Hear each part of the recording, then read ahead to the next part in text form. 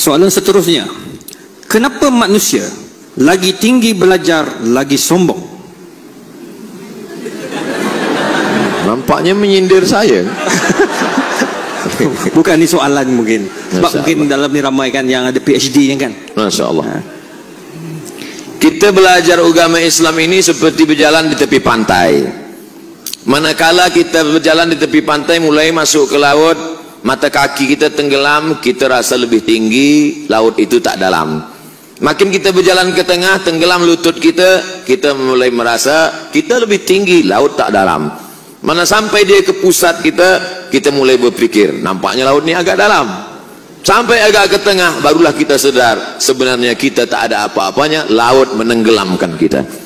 Makanya saat kita baca kitab ini, dulu masa di pondok, masa belajar, itu memegang Bulughul Maram min Adillatil Ahkam, bukan main angkuh sombongnya. Sebelah kiri Bulughul Maram, sebelah kanan Subulus Salam.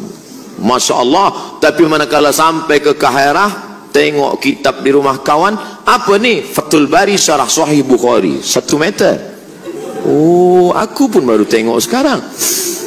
Dulu bukan main bangganya manakala membawa kitab Jalalain, Jalaluddin Al-Mahalli, Jalaluddin Al-Suyuti. Tapi manakala sampai kita tengok kitab besar At-Tafsir Al-Kabir yang ditulis oleh Imam Fakhruddin Ar-Razi, meninggal 606. Sebenarnya kita mesti banyak membaca, barulah kita sedar bahwa kita tidak punya apa-apa. Kenapa Imam Bukhari itu tawaduk?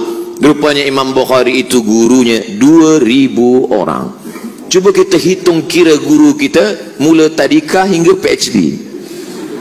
Rasa-rasanya saya dah hitung-hitung tak sampai 200.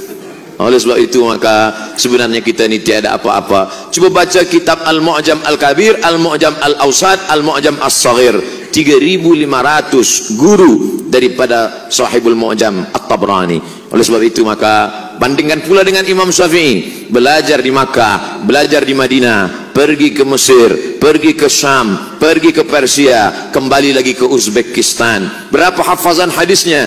Kata dia sendiri mengaku 600,000 hadis. Orang yang sampai ke makam Al-Hafiz, apa kata Imam Abdurrahman As-Suyuti? Hafiztu 200,000 hadis, law wajadtu aktsara min dzalika la hafiztuha. Aku hafal 200,000 hadis, kalau aku dapat lebih daripada itu maka aku pun akan hafaz juga. Lalu kita di mana dibandingkan dengan mereka? Hadis kita hanya ada ketika laptop dibuka, laptop tutup, hadis pun hilang.